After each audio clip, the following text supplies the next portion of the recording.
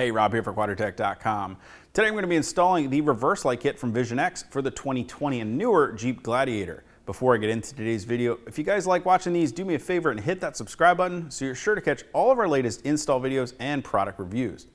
This kit from visionx makes it easy to gain some additional light here behind your Gladiator, which is going to make it safer when you're backing up and easier to work when you're back here loading or unloading gear or maybe even hooking up a trailer. Now this kit from visionx includes a pair of their Dura Mini LED floodlights that utilize 4 3-watt Cree LEDs to output a total of 2,000 lumens of light each for a total of 4,000 lumens of light between the pair of the lights to help illuminate even the darkest areas behind your truck. These Dura Mini lights utilize a die-cast aluminum housing with a tough polycarbonate lens that's been designed to diffuse that light into a wide 60-degree flood beam pattern. They also feature industry standard weather-tight Deutsch-style connectors, and all that combines to give these an IP69 waterproof rating, so you know they're going to stand up to the elements. Now they made installing these really easy. In fact, you can see they come mounted in a pair of brackets here that have been designed to replace the red reflectors found in your factory rear bumper. Now they'll accommodate all trim levels of the Gladiator, so whether you've got a Sport, Overland, or Rubicon, these will bolt right in place of those reflectors utilizing the factory hardware, and that means no cutting, drilling, or modification to your bumper to get these installed. Because they're installing up here in the bumper, it's going to give it a nice clean look, and it's going to keep them up out of any harm's way and maintain your factory ground clearance. Now, in addition to the lights and brackets, you're also going to get all the wiring you need for an easy plug-and-play installation. You're going to get the extension harness that connects power to both of the lights and then runs from the back all the way to the front of the truck. And the power harness is going to connect to power and ground at the battery, includes a relay, and even a lighted switch that you can install on your dash. These lights will not turn on automatically when you put your truck into reverse. You'll simply activate them with the switch whenever you desire a little extra light back here behind your truck. The switch is a great feature because it means you can turn them on and leave them on if you're back here working. Now installation is easy. The first thing we need to do is go ahead and get these reflectors out of our rear bumper. They're held in place by 3 7mm bolts, 2 on the top and 1 down on the bottom. Once we get those bolts out, we can pull out the reflector and then install the Dura Mini lights in their brackets reusing the factory hardware. Once we have both lights installed in the bumper here, I'm going to start at the driver's side by connecting the extension harness to the light and then follow the factory wiring across the back side of the bumper, plugging in the connector to the light here on the passenger side, and then continue running that extension harness along the frame rail and the factory wiring all the way to the front of the Gladiator.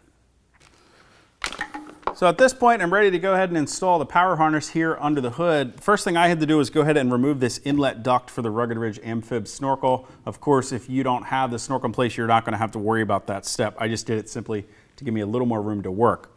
Now the power harness is made up of 3 main legs. Our first leg here, of course, has our positive and negative connection that we're going to make here at the battery and our fuse holder. One little tip I always recommend doing before making any connections to the battery, go ahead and pull that fuse out and set it aside. That way you won't have to worry about this wiring harness having any voltage in it while you're finishing up the job. Of course, our relay is in place here. On the second leg of the harness, we have the lighted rocker switch that we can install on the dash to control those reverse lights. And there's a really convenient spot to run this routing across the back of the firewall.